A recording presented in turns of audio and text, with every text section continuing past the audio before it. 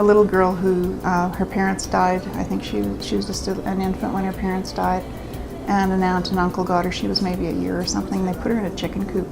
They didn't even let her stay in the house with them. And she, when the organization found out about this little girl and got her, the doctor said when they had her checked out, said, well, she'll never walk, she'll never talk. She was running, like she was bow-legged, you know, a cute little thing, but just jabbering away and running. And so the changes, it's miraculous, the change that happens with these kids. A lot of the kids don't smile. That always kind of made me feel good if I could get a smile out of a little one. So her school is in an area that's poor. So there's a lot of kids from the surrounding area that come to the school and they don't have to pay to go there. And so she gives them a meal, and that for a lot of the kids, that's all they'll have is that mug of stuff. And she'll give them clothes and shoes as she has provision. But a lot of these tourists that were coming, they would bring suitcases full of stuff and leave them.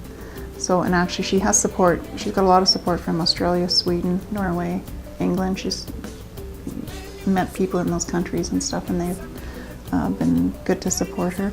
And they sent a whole container of shoes over, the Australians did. Well, she's got a baby's home now. She's probably got 30 to 35 children, and I think she's got at least a dozen babies. And the school has close to 300, I think, but it could be more because she sort of does double classes. It goes up to grade 7.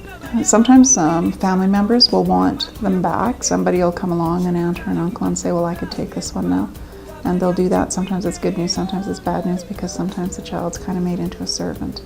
But if a family member wants them, they have priority. There's laws there just like there are here, and there's social services there and everything, and it's a lot of, the laws are very similar to here actually, which was another thing that surprised me. A lot of these countries, and even though there's a great need for, there's a lot of orphans, they still see them as the future of their country. So they're kind of reluctant to part with them. I know that both organizations I've been involved with, our belief is that we might be raising the future president of Zambia. That, they're going to be well educated, and even though Ranji's school only goes up to grade 7, one of her next big plans is for a secondary, to grade 12, and then a trade school. So she's got a lot of vision, this little lady.